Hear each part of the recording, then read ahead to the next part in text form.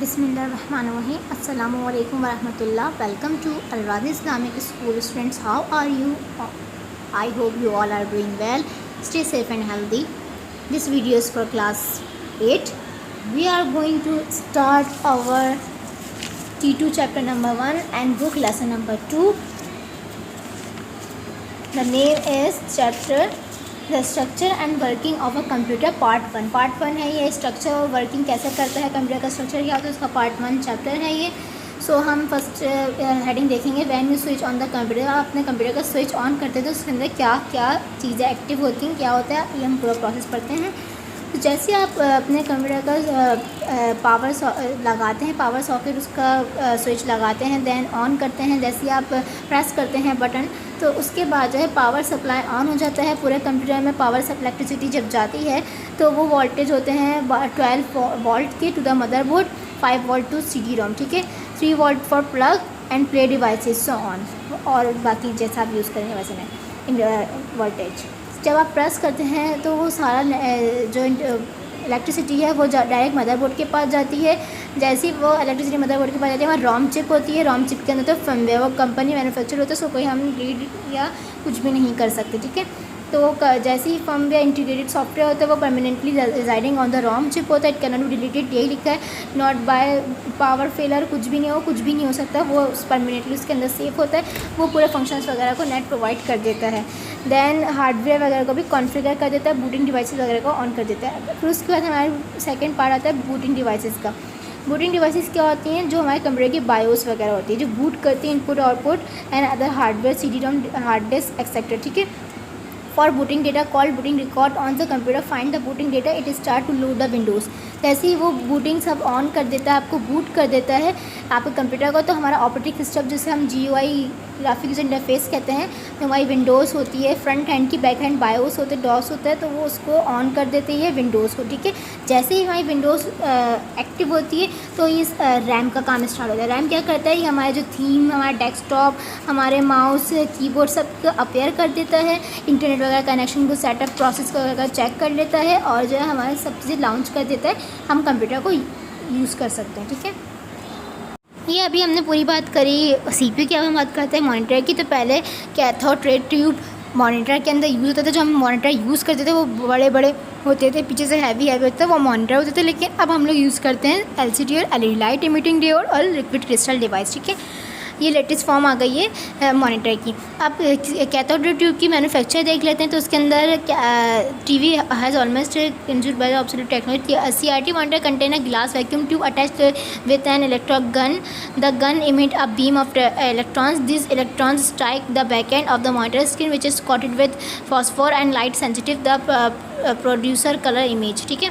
इसके अंदर बहुत ज़्यादा पहले लाइट इमिटिंग बीम भी होती है, आपकी बुक में बनी है, अच्छी तरह फोकस से आप चेक कर सकते हैं. फॉस्फोर डॉट्स भी होते हैं, लेकिन ये इतने अच्छे पिक्सल्स वगैरह ग्राफिक्स वगैरह नहीं देते क्योंकि इसकी मैन्युफैक्चर भी थोड़ी हार्ड है, ओल्ड इन्वेंशन थी, जो वजह से इसकी इतनी अच्छी नहीं है रिजल्ट. लेकिन अगर हम बात करें LCD और LED की तो ये लेटेस्ट टेक्नोलॉजी है और जो है ये लाइट वेट भी होती है और इसको आप इजी टू वे कहीं पे भी लेके आ सकते हैं. इसके अंदर ट्रांसपेरेंट इलेक्ट्रोड्स होते हैं, 2 परपेंडिकुलर पोलराइजेशन शीट होती है जिससे ये आराम से डील कर सकती है. और देखते आपके उसमें बुक में बना हुआ होगा, गौर से आप कंसंट्रेट से बुक देखिएगा. लाइट, पोलराइजेशन, फिर लिक्विड क्रिस्टल के डॉट्स, फिर polarise.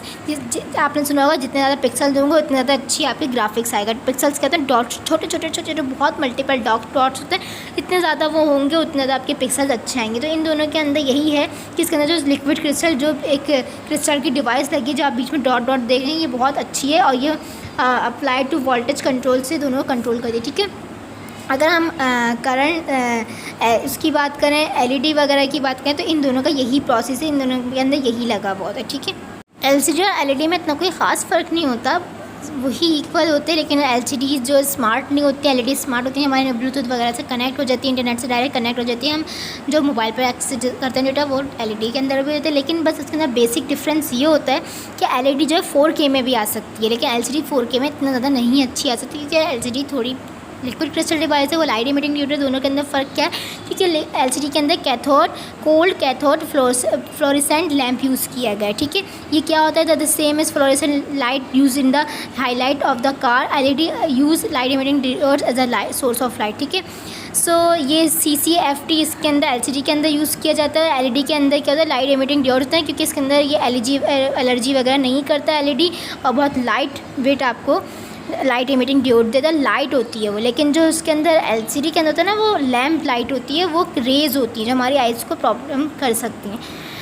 LCD LED touch screen वगैरह में भी आ गई हैं। 3D आप लोग जैसे Microsoft has billy specially developed Windows 8 to support touch screen. Windows touch screen mobile, और हम अगर कंप्यूटर की बात करें तो वो भी आ चुकी हैं LED ऐसीज। ठीक है, तो touch screen monitor are of two types, resistive and capacitive.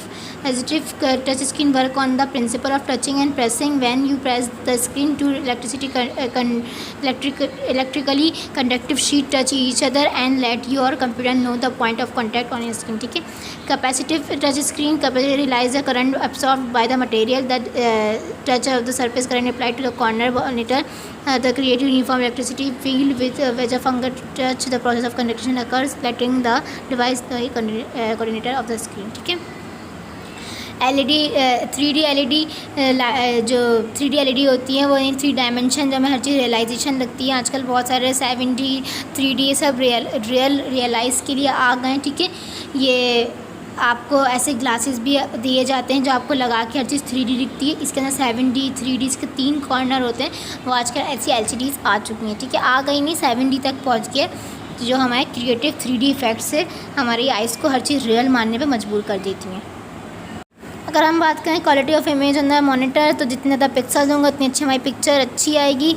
हम यूट्यूब वगैरह पर भी 4K 5K इस तरह से यूज़ करते हैं। 10248 मल्टीप्लाई बाय 768 इस तरह के हम वर्टिकल हॉरिजॉन्टल पिक्सल्स यूज़ करते हैं, जो हमारे पिक्सल साफ़ आएंगे तो हमें अच्छी लगेगी इमेजेस। ठीक है, तो जो है ये आप बुक पढ़ सकते हैं कि किसके अंदर कितने पिक्सल्स होते हैं, 8K में कितने होते हैं, 4K में कितने होते हैं, आप अच्छी तरह बुक रीड कर सकते हैं। ठीक है, अगर हम बात करें how you cursor work on monitor screen, तो कर्सर जो हमारा कर्सर होता है जिससे हम हर चीज़ पे क्लिक वगैरह करते हैं, जो हम आसानी करते हैं, तो वो माउस के ज़रिए आते हैं। और वो एक हॉटस्पॉट रेड उस पर कनेक्टर होता है, वो पॉइंटर कहलाता है बेसिकली।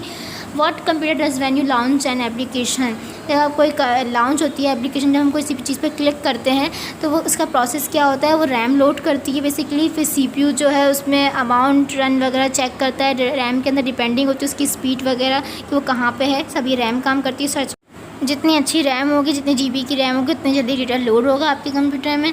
इनपुट आउटपुट डिवाइसेस जो हैं ये ट्रांसफ़र करती हैं IO डेटा। जैसे माउस से हमने इनपुट दिया, मॉनिटर या LCD LED से हमें आउटपुट मिला, ऐसी कीबोर्ड इनपुट देने का काम आता है। ठीक है, CPU स्पीड जो है, CPU स्पीड भी आप चेक कर सकते हैं विंडोज़ टास्क मैनेजर से। जब जैसे चेक हो सकती है आपकी विंडोज़ स्पीड, CPU की स्पीड, जैसे प्रोसेसर की स्पीड कितनी है, गीगाहर्ट्ज़ में आती है इनकी प्रोसेसिंग स्पीड जो है।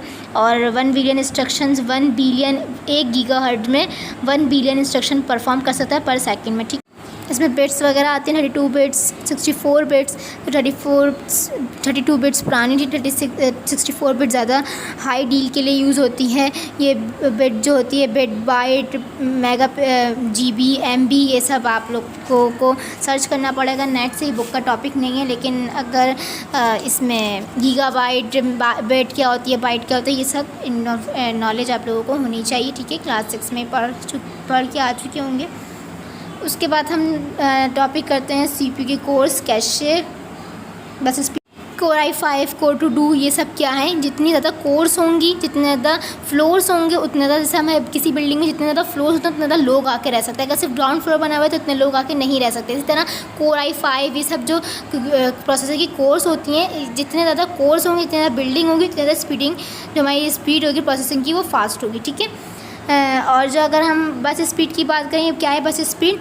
ये बस स्पीड होती है वायर्स, साटा वायर, पाटा वायर्स, ये सब कि कितने जो वायर्स होती हैं वो कितनी तेज़ी से डेटा ट्रांसफ़र कर रही है one component to another computer. ठीक है, ये सब ग्रेटली बस स्पीड पे होता है। रैंडम एक्सेस मेमोरी जो है, या रैम जो है, improve higher performance of computer, load of more programs in the memory rather than reading from सकता हार्ड ड्राइव। ये रैम जो है लोड करती है पूरे कंप्यूटर का डेटा। ये बहुत सारा कंप्यूटर का दारोमदार रैम पे होता है। विदाउट रैम कंप्यूटर नहीं चलता, रन बिल्कुल भी नहीं करता, और जो टेम्परेरी लोड कर देता है आपको प्रोग्राम को ये, और फास्टली लोड करता है और रीडिंग करता है मेमोरी आपकी, हार्ड ड्राइव भी और सारी चीज़ें। स्टोरेज डिवाइसेस को अगर हम देखें तो स्टोरेज डिवाइसेस क्या होती हैं, फ्लॉपी डिस्क थी पहले, फिर हार्ड ड्राइव आ गई, अब हार्ड डिस्क आ गई। ये सब हमारे डेटा सेफ यानी मेमोरी के काम पे तौर आती हैं। इनके अंदर ये 504 रेवोल्यूशन पे आती हैं पर मिनट। ये पर सेकंड पे 52 120 MB यानी मेगाबाइट जो है डेटा ट्रांसफ़र करती हैं, डेटा सेव करती हैं अपने अंदर, ठीक है। अब इसकी हार्ड डिस्क के अंदर हमारा डेटा सेव होता है, ठीक है। लेकिन अगर हम SSD सॉलिड स्टेट डिवाइस की और फास्ट, ये मोबाइल टैबलेट मोबाइल वगैरह में यूज़ होती है, ये sophisticated version of USB device drive से हो गई, छोटा साइज़ होता है इनका और ये बहुत फास्ट होती है, अभी न्यू लेटेस्ट टेक्नोलॉजी है, ठीक है। अगर हम इस चैप्टर के कंक्लूजन की बात करें तो इसके अंदर यही कि जो बैकएंड पे बहुत सारे ऑपरेशंस परफॉर्म हो रहे होते हैं, इलेक्ट्रिसिटी जब जा रही होती है तो रॉम उसको फर्मवेयर हैंडल करती है, बूट सिस्टम ऑन होता है, स्क्रीन वर्क कर्सर के ज़रिए होता है, और जो है CPU स्पीड, हार्डवेयर कॉन्फ़िगरेशन सब इंक्लूड होती है, परफॉर्मेंस और एप्लीकेशन, और जो है